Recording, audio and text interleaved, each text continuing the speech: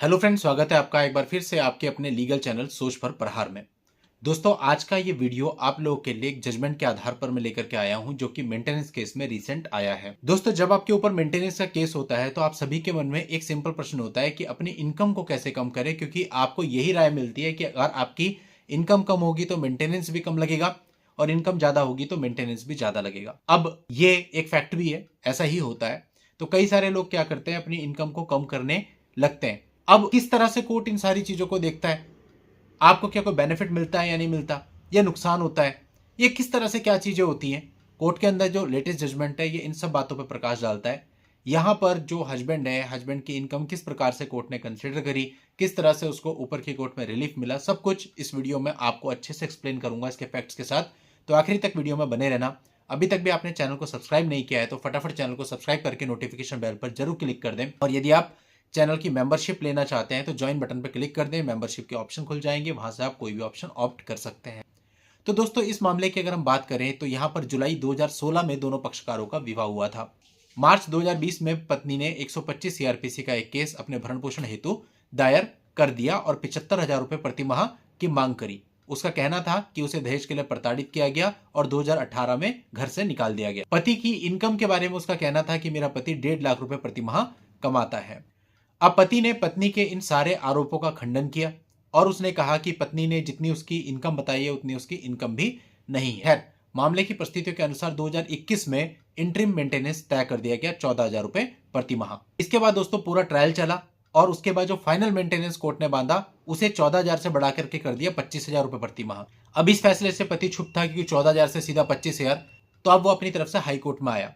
अब जब वो हाईकोर्ट में आया तो हाईकोर्ट में पति की ओर से जो भी एडवोकेट साहब रहे होंगे उन्होंने तर्क दिया कि 14,000 से 25,000 रुपए कर देना पूरे तरीके से मनमाना है। पति जो है उसकी आय का आकलन उसकी 2018 और 19 कर निर्धारण वर्ष की आईटीआर के आधार पर किया गया था, जिसके अनुसार जो उसकी अर्निंग थी वो नियर अबाउट 43,000 पर मंथ आती है। इसके अलावा पति ने यह भी बताया कि पुरानी आईटीआर है, उसके बाद उसका बिजनेस बंद हो चुका है और अभी उसकी इतनी इनकम भी नहीं है। और पत्नी पक्ष का यह कहना था कि पति ने जानबूझ करके भरण पोषण से बचने के लिए अपनी आईटीआर को कम करके भरा है। अब हाईकोर्ट ने पूरे मामले को देखा और हाईकोर्ट ने वर्ष 2018 और 19 की जो आईटीआर थी उस पर ही भरोसा जताया। लेकिन उसके बाद पति ने जो आईटीआर अपनी बात की सबमिट करी थी कम भरी हुई और सैलरी स्लिप, उसको विश्वसनीय नहीं माना और उसको ये कहते हुए खारिज कर दिया कि पति अपनी कम आय का और किराए के खर्च का कोई भी ठोस सबूत पेश नहीं कर पाया है। साथ ही जो पति की तरफ से कहा गया था कि अंतरिम अलग और अंतिम यानी फाइनल मेंटेनेंस अलग 14,000 से 25,000 कर दिया गया, तो इस पर दिल्ली हाईकोर्ट का यह कहना था कि अंतरिम आदेश बिना मेरिट पे किया जाता है, उसके बाद पूरा मामला चलता है, सबूतों को देखा जाता है, गवाहों का परीक्षण होता है, उसके बाद फाइनल तय होता है। तो अंतरिम मेंटेनेंस फाइनल मेंटेनेंस के लिए एक बाध्यकारी नहीं है कि जो अंतरिम होगा वही अंतिम होना चाहिए, वो चेंज भी हो सकता है। उसका निर्धारण साक्ष्यों के आधार पर होता है।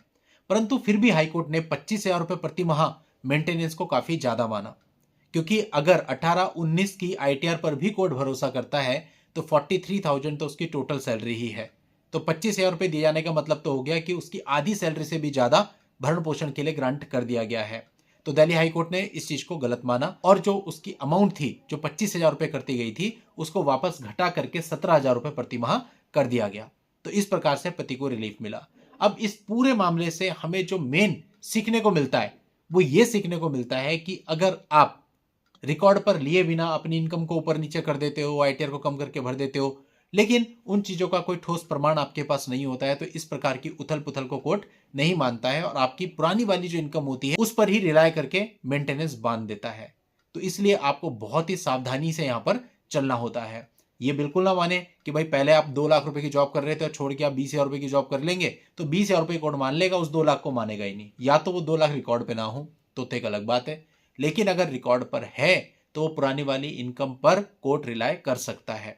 आप लोग की हेल्प के लिए जजमेंट का लिंक मैं इस वीडियो के नीचे डिस्क्रिप्शन में दे दूंगा, वहां जाकर के आप इस पूरे मामले को जान सकते हैं।